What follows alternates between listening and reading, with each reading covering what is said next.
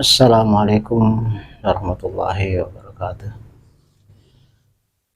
Bismillahirrahmanirrahim. Alhamdulillahirrabbilalamin.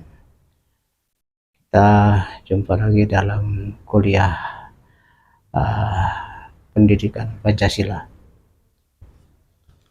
Pada kesempatan kali ini kita akan berbincang tentang satu pokok yang cukup penting bagi masyarakat kita sekarang, ya, yaitu tentang interaksi sosial dan implementasi nilai-nilai Pancasila. Ya. Sebagaimana kita mungkin pernah mempelajari, ya, baik melalui suatu mata kuliah maupun melalui bacaan artikel ataupun melalui YouTube, bahwa definisi dari interaksi sosial adalah hubungan timbal balik yang saling mempengaruhi. Ada aksi dan tentu sebagai timbalannya ada reaksi, ya.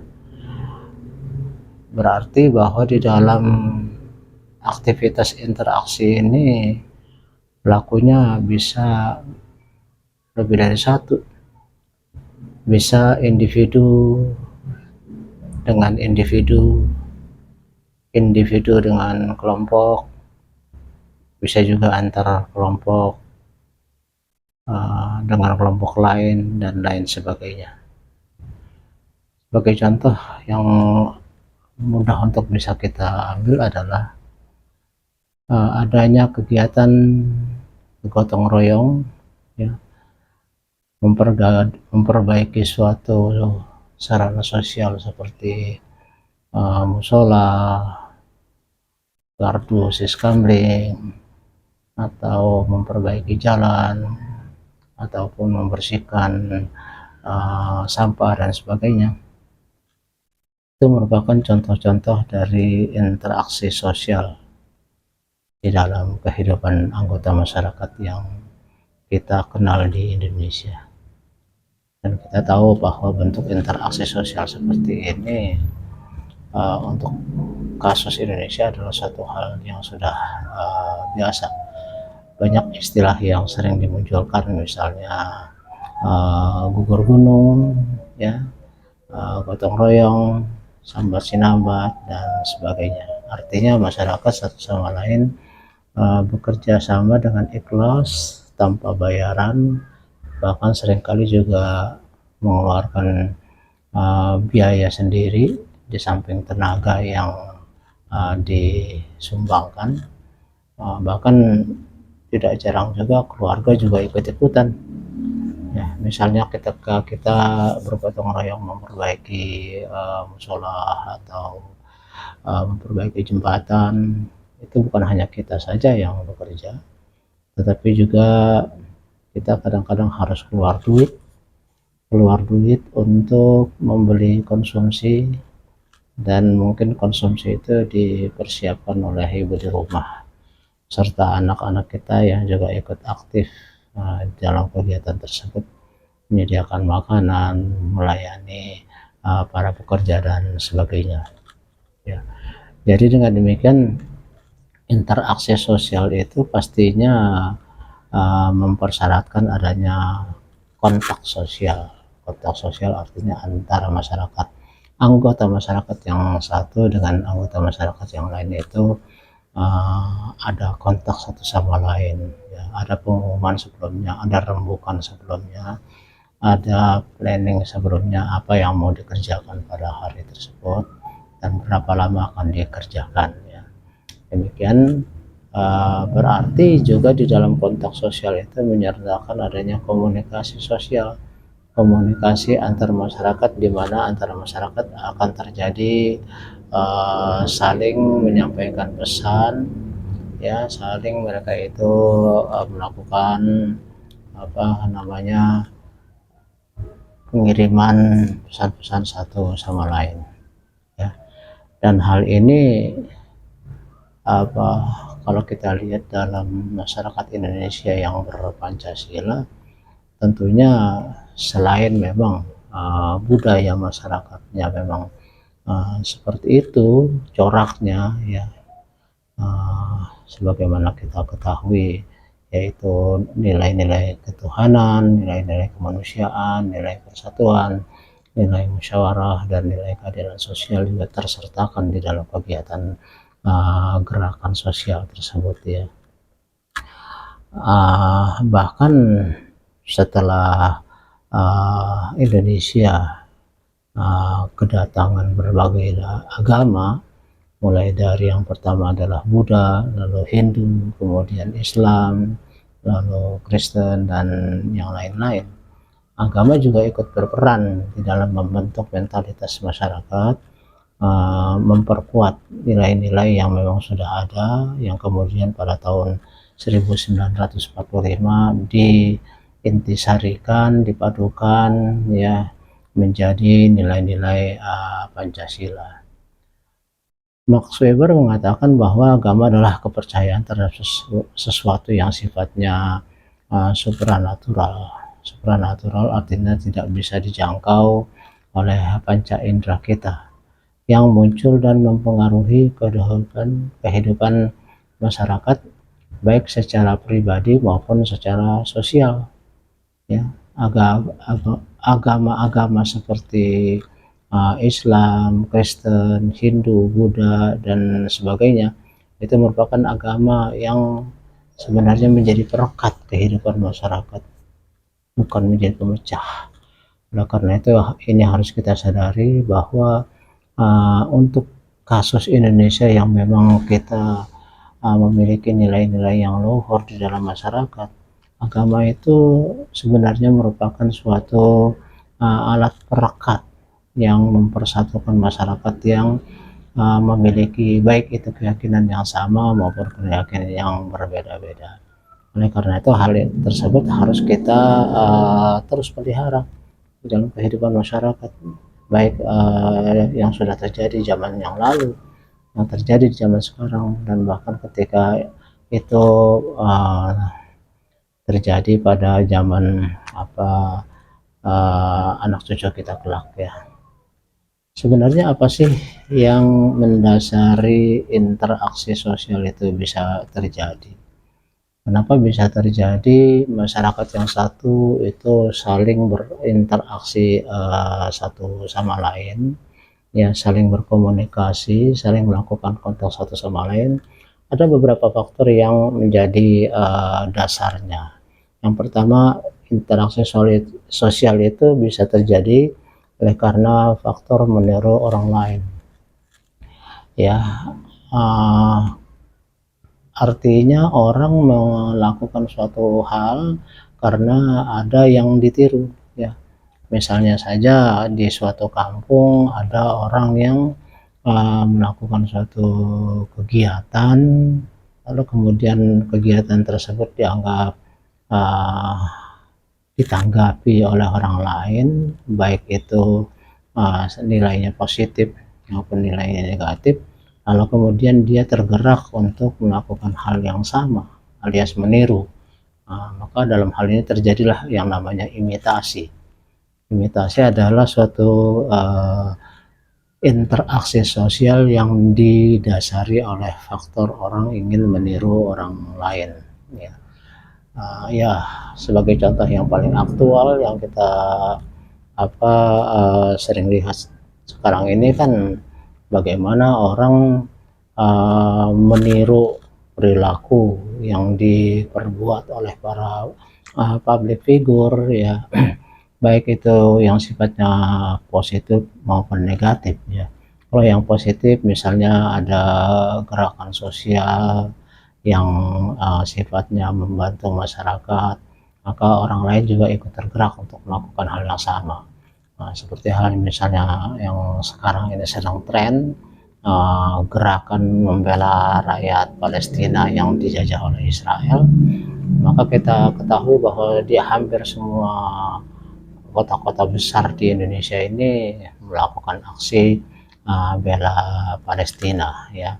Ini tentu adalah terjadi karena adanya faktor imitasi, yang satu meniru yang lainnya. Yang kedua, faktor yang bisa menjadi dasar dari interaksi sosial adalah sugesti. Sugesti adalah interaksi sosial yang didasari oleh adanya pengaruh ya.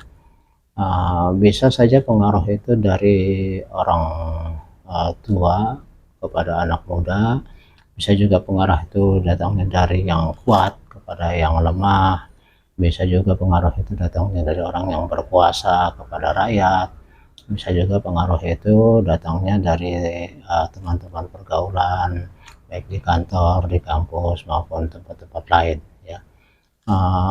Orang-orang itu memberi pengaruh kuat kepada perasaan orang lain dan memberi sugesti bahwa apa yang mereka sampaikan itu adalah sesuatu hal yang patut untuk dilakukan sendiri oleh orang yang melihatnya gitu ya.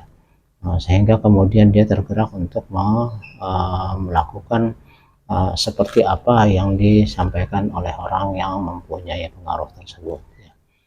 Maka kita lihatlah di sini misalnya ada orang-orang yang baik secara positif maupun negatif itu memberi pengaruh yang sangat kuat kepada orang lain sehingga mereka rela melakukan perbuatan-perbuatan ataupun rela melakukan suatu tindakan-tindakan yang seperti apa yang diingin atau yang sudah dikatakan oleh si orang yang berpengaruh tadi ya. Misalnya saja seorang pemimpin agama ya, pemuka agama, public figure di bidang religi mengatakan satu hal yang sifatnya mungkin tidak terlalu baik bagi masyarakat, misalnya bersifat memecah belah gitu ya, tetapi diberi embel-embel atau dilandasi oleh penggunaan ayat-ayat ya dari agama, ayat-ayat suci, maka kemudian orang menjadi tergerak untuk ikut meniru apa yang sudah dikatakan oleh si pemuka agama tersebut. Sehingga dalam hal ini interaksi sosial antara orang-orang yang dipengaruhi itu adalah sama atau seperti apa yang diinginkan atau yang sudah dikatakan oleh si pemuka agama tadi. Saya kira banyak sekali contoh yang bisa kita kemukakan dalam hal ini. Misalnya saja tentang adanya PA 212 gitu yang sudah begitu terkenal di Indonesia ya, Persatuan Alumni 212. Itu kan dulunya diawali oleh gerakan di pemilihan kepala daerah di DKI Jakarta ya, yang pada waktu itu kemudian menimbulkan dualisme antara Islam dengan Kristen, antara Ahok dengan Anies Baswedan, di mana salah satu kelompok ya menggunakan isu SARA ya, dalam hal ini agama, sehingga kemudian para tokoh pada waktu itu kemudian mengeluarkan statement-statement yang katakanlah membela calon yang satu dan menyudutkan pihak yang lain, calon yang lain dengan menggunakan dalil-dalil agama, sehingga terjadilah gerakan massal ya, terjadilah interaksi sosial secara massal berupa demo-demo yang luar biasa besar dan berjilid-jilid ya di Jakarta, sehingga pada akhirnya kemudian hal tersebut mempengaruhi pilihan orang pada waktu terjadinya proses atau saat pemilihan gubernur tersebut. Dan memang pada akhirnya kemudian orang itu, si calon yang menggunakan isu tersebut menjadi menang. Jadi ini adalah suatu interaksi sosial diakibatkan oleh sugesti bahwa apa yang disampaikan oleh para tokoh, oleh para pemuka agama itu adalah sesuatu yang memang harus dilakukan, sesuatu yang benar, apalagi dilandasi oleh dalil-dalil agama, maka mereka merasa bahwa itu adalah sesuatu yang bernilai luhur dan menjadi wajib bagi mereka untuk melakukannya. Jadi interaksi sosial itu tercipta oleh karena adanya ya sugesti. Ada juga faktor lain yang mendasari interaksi sosial adalah identifikasi. Identifikasi adalah interaksi sosial yang didasari oleh faktor adanya individu yang mengidentikan dirinya dengan seseorang yang dia kagumi, ya, seorang tokoh. Ya, katakanlah misalnya gerakan pro Jokowi itu ya, atau gerakan bela capres yang sekarang sedang mempersiapkan diri dalam Pilpres tahun 2024 tahun depan ya. Ini adalah setiap orang berusaha untuk mengidentifikasikan dirinya terhadap sesuatu hal yang dianggap oleh masyarakat sebagai sesuatu yang paling baik. Katakanlah misalnya uh, uh, Prabowo itu mengidentikan dirinya menjadi penerus Joko Widodo, ya, penerus yang akan melanjutkan proyek-proyek yang sudah dirintis, yang sudah dimulai oleh Joko Widodo. Lalu kemudian dia berusaha untuk menarik simpati orang-orang yang dulu merupakan Jokowers atau pro Jokowi, projo, dan mungkin kelompok-kelompok lain, supaya akhirnya beralih di dalam pemilu 2024 ini menjatuhkan pilihannya kepada Prabowo. Dalam hal ini pastinya berarti Prabowo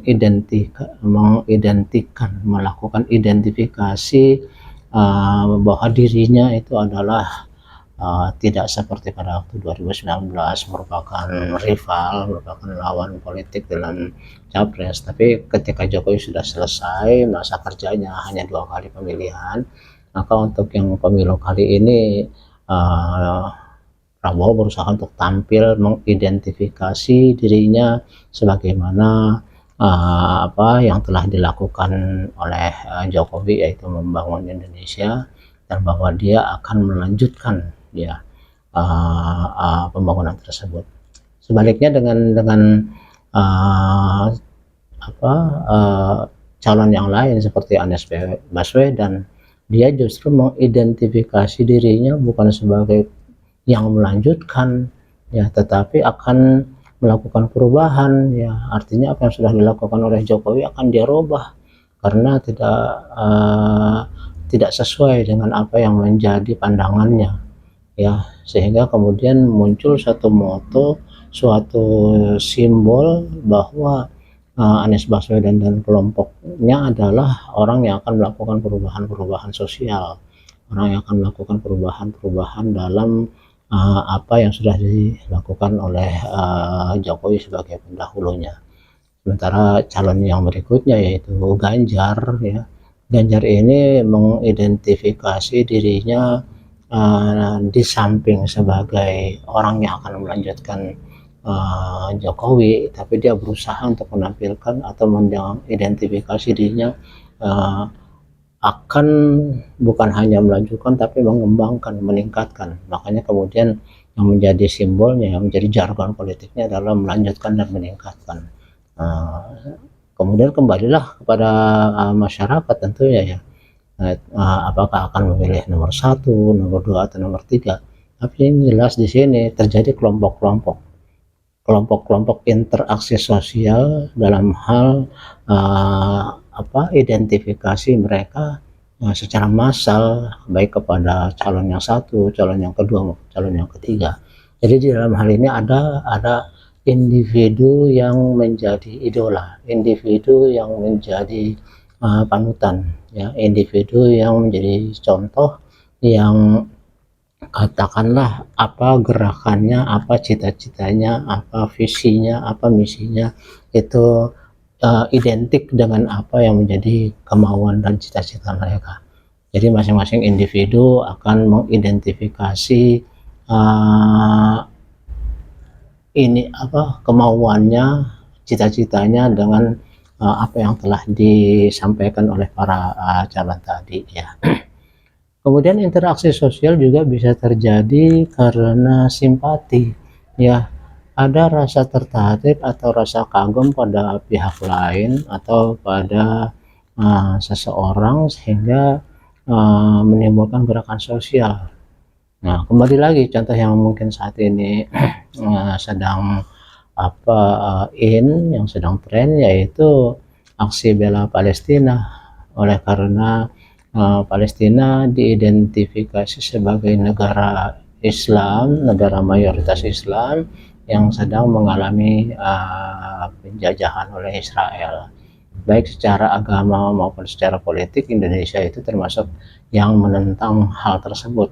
Dilihat dari agama, walaupun di Palestina sendiri tidak semuanya Islam, ada juga Kristen, ada juga pagan, ada juga orang Yahudi sendiri ya.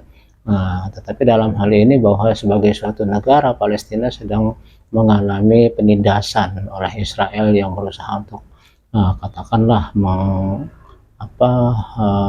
memusnahkan bangsa Palestina, atau paling tidak membiarkan Palestina berdiri sebagai suatu negara yang merdeka. Maka hal ini dianggap sebagai satu penderitaan orang Palestina yang menimbulkan simpati orang Indonesia, sehingga kemudian terjadi aksi besar-besaran bela Palestina, bergaung di sana sini ya, di kota-kota besar berupa demo-demo yang menyertakan massa. Ini adalah karena simpati. Begitu juga kasus yang lain yang pernah kita lihat pada masa yang lalu. Misalnya pada waktu itu ada suatu kejadian di mana seorang yang bernama Prita Mulyasari ya, yang mengalami suatu perlakuan yang tidak baik di suatu rumah sakit ya, yang kemudian dia melakukan chatting dengan temannya sendiri, tapi entah bagaimana jalan ceritanya, chatting itu kemudian viral dalam masyarakat, dan Prita Mulyasari ini dianggap sebagai korban dari rumah sakit tersebut adalah karena akibat dari chatnya yang viral itu, kemudian pihak rumah sakit menggugat, menuntut secara hukum kepada Prita karena dianggap telah mencemarkan nama baik institusi rumah sakit tersebut. Dalam hal ini simpati pun muncul secara massal dari masyarakat luas ya, melihat bahwa seorang Prita Mulyasari sudah mengalami perlakuan yang tidak selayaknya dari suatu instansi yang seharusnya menjadi pelayan masyarakat yang memberikan layanan kesehatan yang baik. Lalu setelah si pihak Prita ini kemudian chat, dan entah bagaimana tadi saya sebutkan, kemudian hal ini viral dalam masyarakat, lalu kemudian pihak rumah sakit menuntut simpati masyarakat yang luar biasa itu kemudian wujudkan dalam bentuk pengumpulan koin kecil itu yang 100, 200, 500, 1000, itu kemudian disumbangkan kepada Prita Mulyasari ini untuk memenuhi tuntutan rumah sakit yang selain menuntut pidana juga menuntut perdata karena merasa dirugikan nama baiknya sekian miliar jumlahnya. Maka masyarakat yang merasa simpati dengan apa yang dilakukan oleh Prita, apa yang telah dilakukan oleh rumah sakit terhadap Prita, maka kemudian koin itu pun terkumpul dalam jumlah yang kalau saya tidak salah waktu itu ya bisa terkumpul 2 miliar ya, 2 miliar dari koin-koin receh, dari koin-koin pecahan kecil 100, 200, 500 ribu dan sebagainya ya, itu berkarung-karung pastinya kan. Nah, berarti gerakan masyarakat ini cukup luar biasa ya, luar biasa. Dan pada akhirnya kemudian pihak rumah sakit memang saya lupa ya pada akhirnya endingnya itu apakah mereka berdamai di mana pihak rumah sakit mencabut tuntutannya atau apa, itu udah kejadiannya cukup lama sih, saya jadi nggak terlalu ingat lagi ya. Kemudian ada juga interaksi sosial, itu artinya terjadi kontak, terjadi komunikasi antar anggota masyarakat secara banyak, secara masif, itu adalah disebabkan oleh adanya empati. Empati kita ketahui adalah seperti menempatkan kaki kita di sepatunya orang lain, sehingga kita bisa ikut merasakan seolah-olah apa yang dialami oleh orang lain tersebut ya. Mungkin selain simpati berupa gerakan mengumpulkan koin untuk berita, itu juga masyarakat tergerak oleh rasa empati mereka, bahwa bagaimana orang yang sudah mengalami suatu layanan yang kurang baik, lalu kemudian curhat sama teman, lalu kemudian viral dan kemudian dituntut baik secara pidana maupun perdata, sehingga orang merasa ada rasa kesetiakawanan sosial dalam hal ini ya, sehingga mereka merasa bahwa bagaimana kalau saya yang mengalami seperti berita gitu ya, sehingga kemudian maka mereka pun tergerak untuk melakukan suatu gerakan membela Berita Mulyasari dari tuntutan orang atau pihak yang dianggap memiliki kekuasaan, atau kemudian sudah melakukan kesalahan berbuat sewenang-wenang pula dengan cara menuntut secara hukum gitu ya. Nah, jadi bisa dalam kasus ini Berita Mulyasari interaksi sosial didasari oleh simpati mereka ya, simpati mereka terhadap berita dan juga empati mereka terhadap apa yang sudah dialami oleh Berita Mulyasari ya. Interaksi sosial itu pastinya juga ada suatu proses yang seperti saya katakan, ada kontak sosial dan komunikasi sosial ya. Akibat adanya kontak ya, kemudian adanya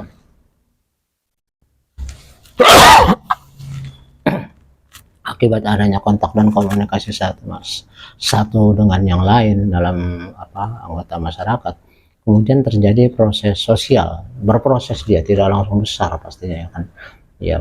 Kasusnya berita juga tidak langsung besar, kasus-kasus yang lain juga tidak secara otomatis menjadi masif, tapi dimulai dengan hal-hal yang kecil, lalu seperti bola salju menggelinding, makin lama makin besar. Jadi ini disebut sebagai proses sosial ya. Proses sosial itu bisa bersifat asosiatif, bisa juga bersifat disasosiatif ya. Asosiatif itu meliputi akomodasi, difusi, asimilasi, akulturasi, kerjasama dan macam-macam yang lainnya ya. Akomodasi artinya orang bisa menerima apa yang sudah terjadi ya, baik itu pengaruh kata-kata satu kejadian dan sebagainya, bisa menerimanya.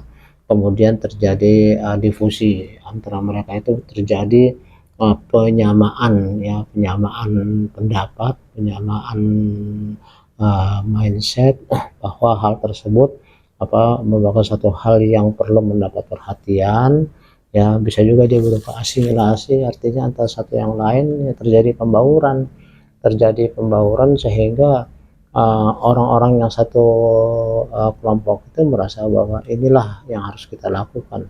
Ini seperti yang tadi contoh di partai politik ya, ada yang bela calon 1, bela calon 2, bela 3, itu terjadi asimilasi. Jadi mereka itu berusaha untuk menyatukan pendapat mereka seperti yang disampaikan oleh calon-calon tersebut. Ada yang berpendapat bahwa apa yang sudah dilakukan oleh presiden saat ini harus dilanjutkan ya, harus diteruskan karena merupakan satu hal yang positif. Tapi ada juga yang menilai bahwa seperti yang disampaikan oleh calon yang mengedepankan perubahan, berarti memang di dalam hal ini apa yang sudah dilakukan itu harus dirubah karena ada yang banyak salah arah ya, banyak yang tidak tepat. Oleh karena itu harus dirubah arahnya, dirubah caranya ya. Seperti misalnya pendapat tentang pembangunan ibu kota Nusantara di Kalimantan Timur, itu kan gerakan perubahan menganggap pembangunan ibu kota negara yang baru itu hanya suatu gerakan yang memboroskan uang negara, tidak bermanfaat ya, bahkan kemudian nanti akan memarginalkan masyarakat yang ada di Kalimantan karena akan datang pendatang baru dan mereka maju di sana, sehingga masyarakat asli sana akan tersingkirkan. Oleh karena itu dalam pendapat si calon yang ini ya, hal ini ya harus dirubah, tidak sesuai dengan visi dan dari kelompoknya, harus ada gerakan perubahan. Sementara kalau yang calon yang lain menganggap bahwa ini sudah baik, tapi juga harus ditingkatkan, harus dipercepat, harus diakselerasi ya. Kemudian disinilah akan terjadi setelah asimilasi tadi, proses penyamaan antara masyarakat itu akan terjadi akulturasi. Akulturasi artinya apa yang tadinya apa uh, tidak ada atau menjadi ada, atau sesuatu yang tadinya ada menjadi tidak ada. Jadi ada nilai-nilai yang karena proses asimilasi yang tadinya orang-orang tidak bersamaan pendapat, berbeda pendapat, terus kemudian berusaha untuk menyesuaikan diri satu sama lain sehingga terjadilah suatu proses kesamaan, ya, proses kesamaan. Atau sebaliknya, mereka juga bisa yang tadinya apa tidak sama pendapatnya, ya, orang-orang yang tadinya sama pendapatnya, maksud saya yang tadinya sama pendapatnya kemudian menjadi terpecah. Maka kemudian kita lihat ada projo, ya, pro Jokowi, yang kemudian ada yang membela membela Prabowo, ya, kemudian ada yang membela Ganjar, dan mungkin juga ada yang membela Anies. Karena apa?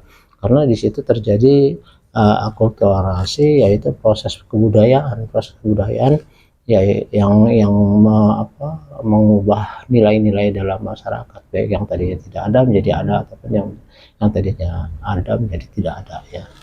Akibat itulah maka kemudian tentunya akan terjadi kerjasama setelah mereka melakukan asimilasi, melakukan akomodasi, difusi dan sebagainya. Terjadilah yang berikutnya adalah suatu kooperasi, kerjasama di dalam hal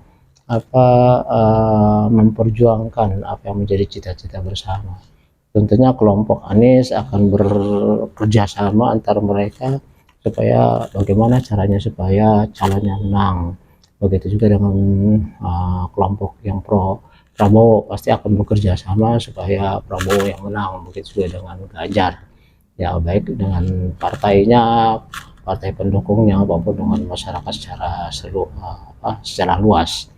Jadi mereka itu berusaha membentuk suatu gerakan-gerakan yang internal mereka sendiri bersifat harmonis, bersifat serasi, bersifat saling mendukung dalam rangka memenangkan calonnya, gitu. Dan sebaliknya, ya, bisa juga proses sosial ini bersifat disasosiatif, ya. Disasosiatif artinya bukan merukunkan, bukan menyatukan, malah interaksi sosial itu terjadi memecah belah masyarakat. Banyak contoh juga yang bisa kita kemukakan di sini, misalnya oleh karena pendapat, ya, dari pendapat atau perilaku seseorang, akibatnya masyarakat yang tadinya bersatu, ya, kemudian baik itu sugesti maupun itu sifatnya seperti kita katakan tadi, imitasi maupun identifikasi, ya, baik itu simpati maupun empati, pada akhirnya masyarakat itu bukannya menjadi satu, malah terpecah menjadi kelompok-kelompok, ya.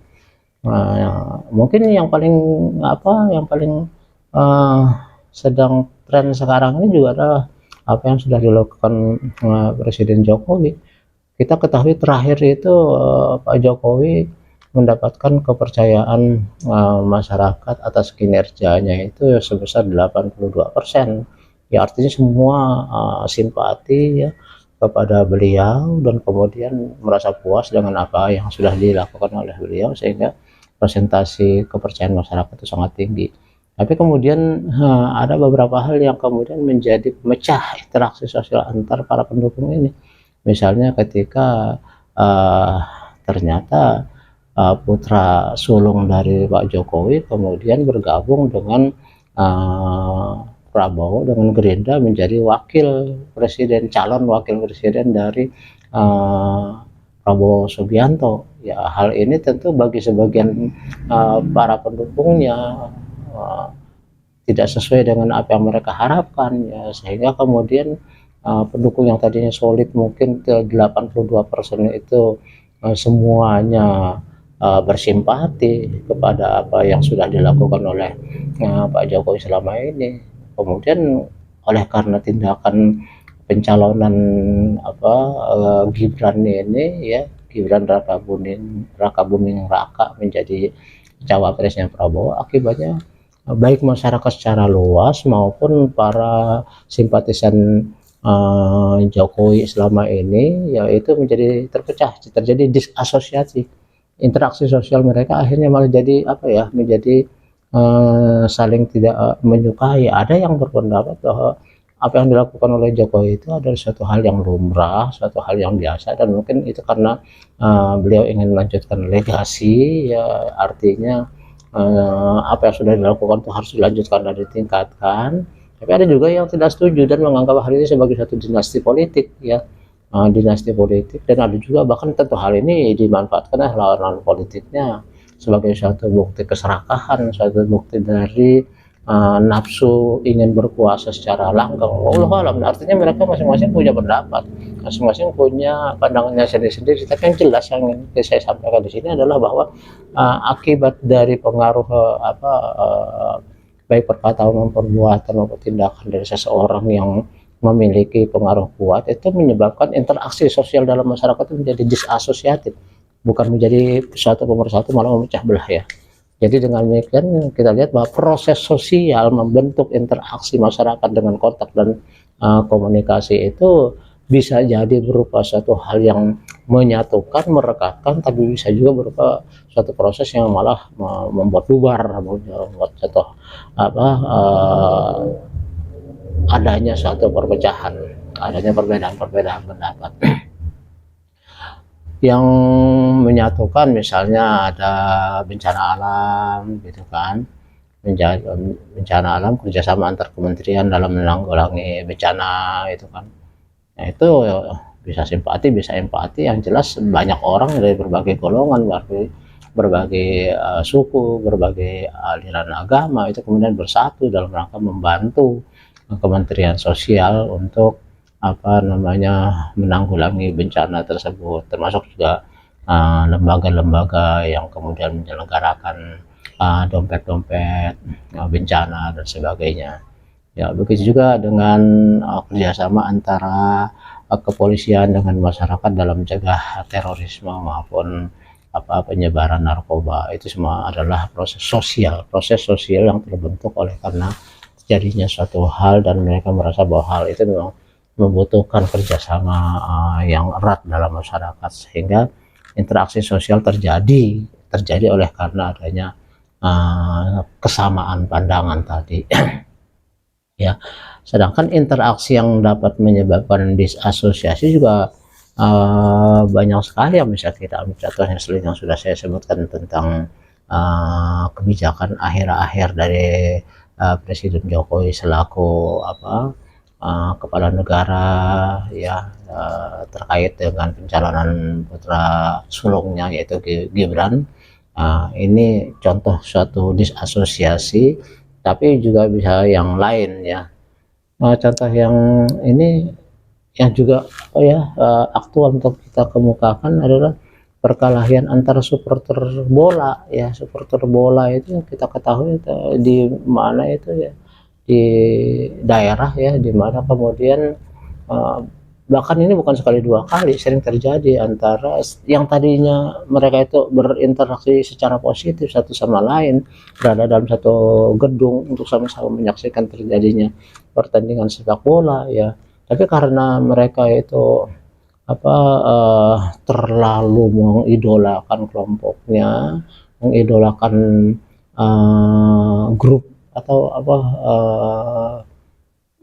persatuan sepak bola yang menjadi dukungannya, lalu kemudian ketika ternyata mereka mengalami kekalahan dalam pertandingan itu, ya, pihak yang lain tidak menerima, ya, sehingga bisa terjadi perkelahian antar supporter tersebut, ya.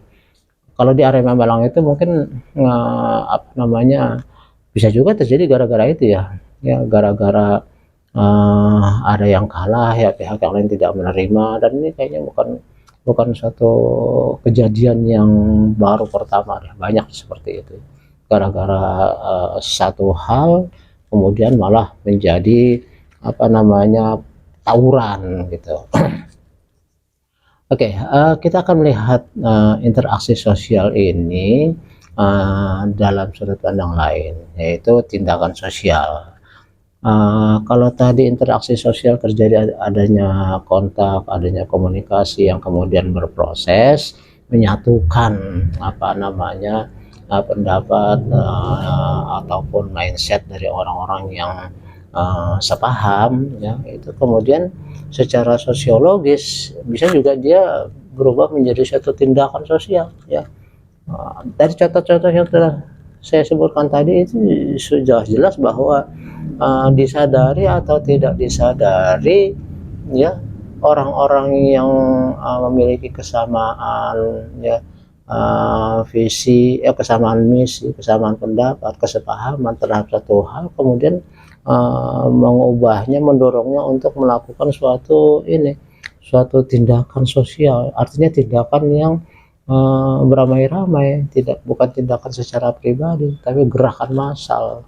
Ya, seperti yang saya sebutkan tadi, contohnya gerakan PA 212 pada Pilkada 2017, ya, atau tindakan para pendukung capres, ya, secara massal mereka baik menggunakan media massa, ya, media sosial dan sebagainya, itu membentuk kelompok-kelompok yang melakukan tindakan-tindakan tertentu untuk bisa supaya calonnya mendapatkan simpati dari masyarakat, ya.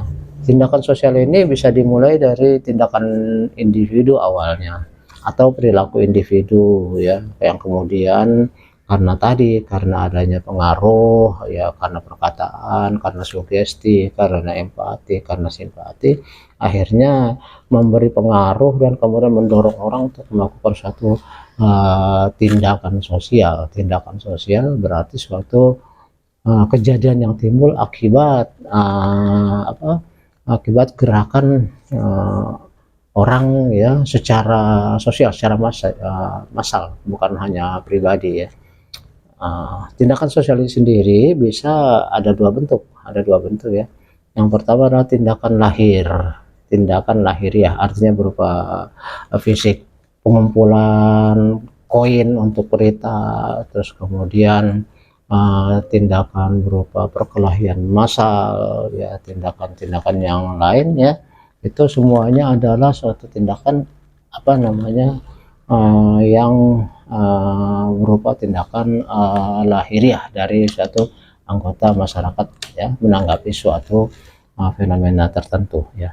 Kemudian bisa juga dia berupa tindakan yang sifatnya tindakan batiniah, ya, jadi hanya cara berpikir, cara berperasaan, cara berkehendak yang diungkap dari sikap dan bertindak. Ya, mungkin adanya doa untuk Palestina, ya, ataupun orang-orang yang ikut mensosialisasikan pendapat dari seseorang kepada orang lain, ya, itu tindakan yang didasari oleh cara berpikir, berperasaan dan kehendak yang diungkapkan kemudian dalam bentuk sikap dan tindakan nyata secara berulang kali, dan yang pastinya karena dia bersifat sosial itu diikuti oleh orang banyak. Lalu apa kaitannya dengan Pancasila, ya?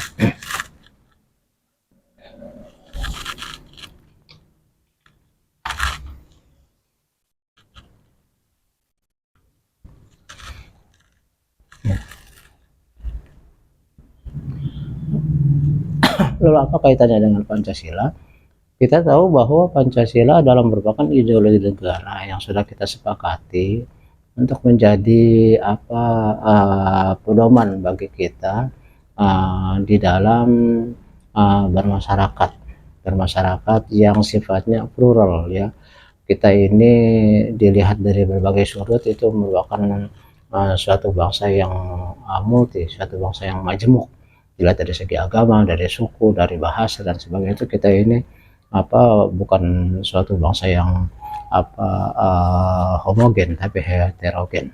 Dan kita tahu bahwa Pancasila itu digali dari kebudayaan bangsa Indonesia sendiri, yang bahkan sebelum kedatangan agama, ya, itu memang sudah menjadi watak dari bangsa Indonesia yang kemudian oleh para founding father dikristalisasi menjadi 5 nilai. Yang pertama adalah ketuhanan, yang kedua adalah kemanusiaan, yang ketiga adalah persatuan, yang keempat adalah permusyawaratan, dan yang kelima adalah keadilan sosial. Maka berarti kita harus usahakan dalam hal ini seharusnya seharusnya nilai-nilai Pancasila inilah yang menjadi penggerak utama dari masyarakat kita di dalam melakukan interaksi. Nah, jadi komunikasi, kontak sosial antara anggota masyarakat yang lain itu tidak didasari oleh kehendak individu, kehendak perseorangan, tetapi didasari oleh nilai-nilai apa yang sudah ada dalam Pancasila ya.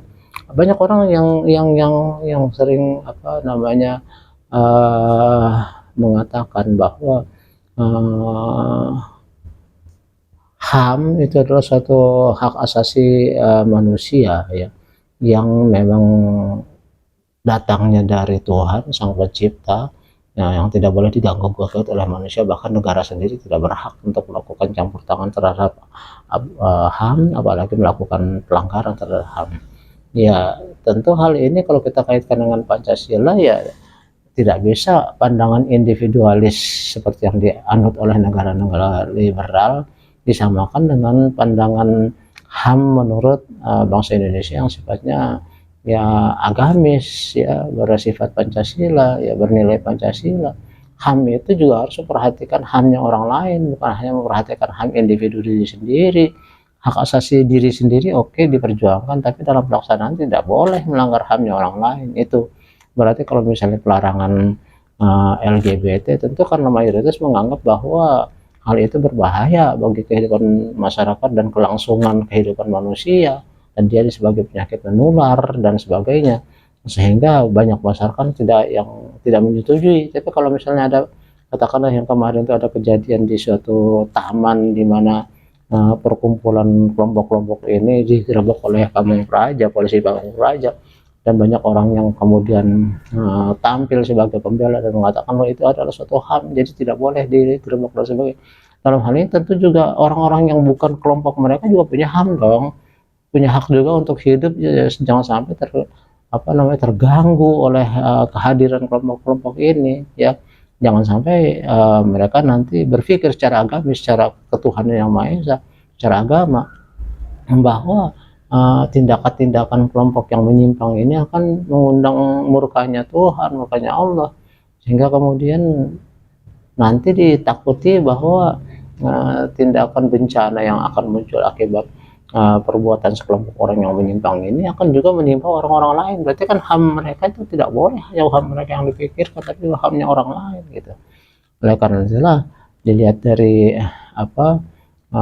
sila pertama maupun sila kedua, kemanusiaan juga nggak boleh hanya dilihat dari kemanusiaan si orang pribadi. Kita ini bukan negara liberal ya, jadi kita ini negara ya, Pancasila yang interaksi sosialnya harus juga memikirkan, bersimpati, berempati kepada orang lain, bukan hanya memperjuangkan apa yang menjadi kesenangan diri kita sendiri. Itu tentu tidak adil kalau demikian caranya ya.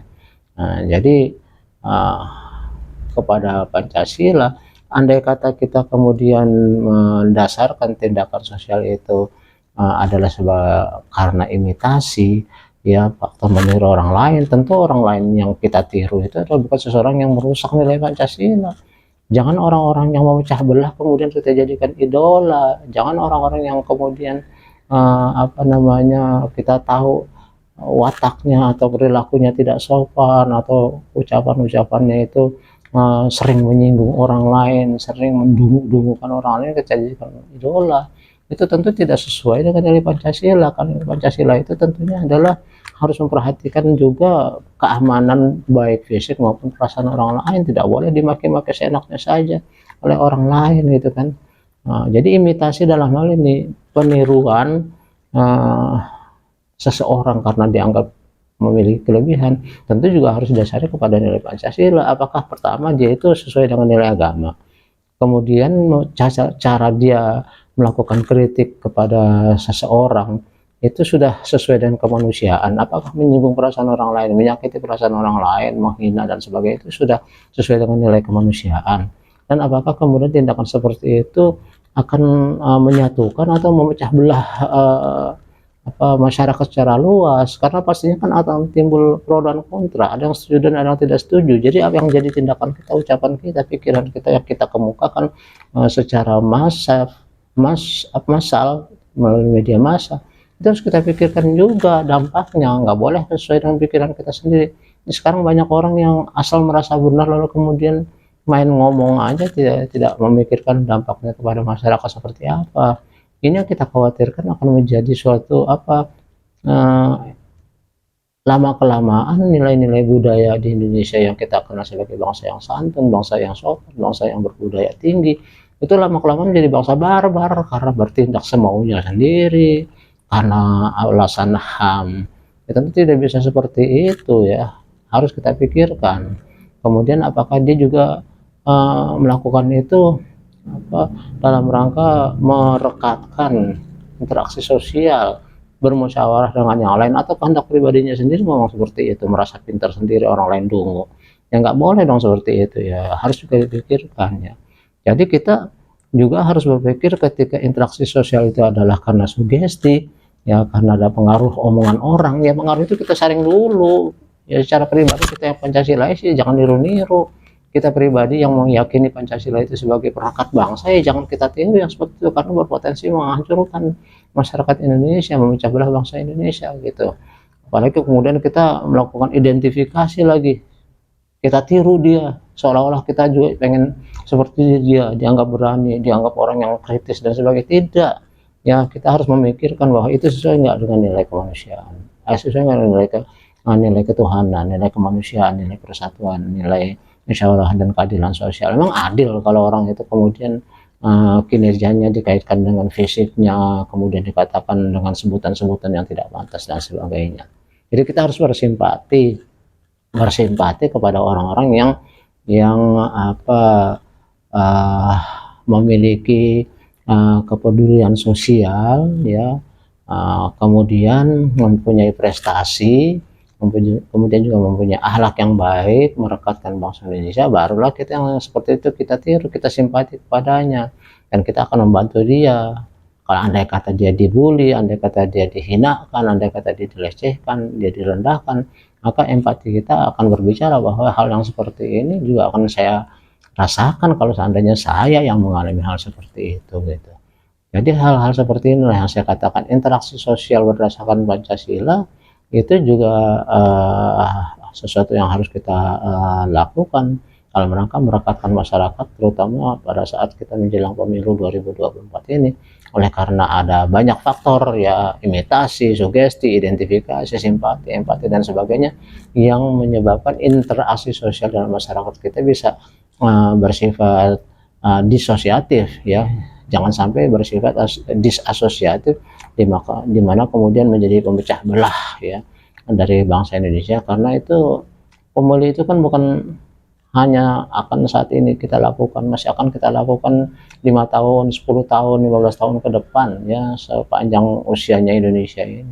Indonesia ini kalau memang bersatu ya perhatikan faktor-faktor yang sudah menjadi janji luhur dari bangsa kita sejak tahun 45, bukan hanya kehendak pribadi kita lalu kemudian kita merasa sok benar sendiri, merasa pintar sendiri, merasa hebat sendiri, dan ini yang kita perjuangkan tanpa mempedulikan orang lain. Tidak boleh seperti itu. Oke, jadi saya kira inilah yang bisa saya sampaikan dalam kuliah interaksi sosial dan implementasi Pancasila di zaman sekarang ini. Mudah-mudahan ada manfaatnya. Saya akhiri, wabillahi taufiq wal hidayah. Wassalamualaikum warahmatullahi wabarakatuh.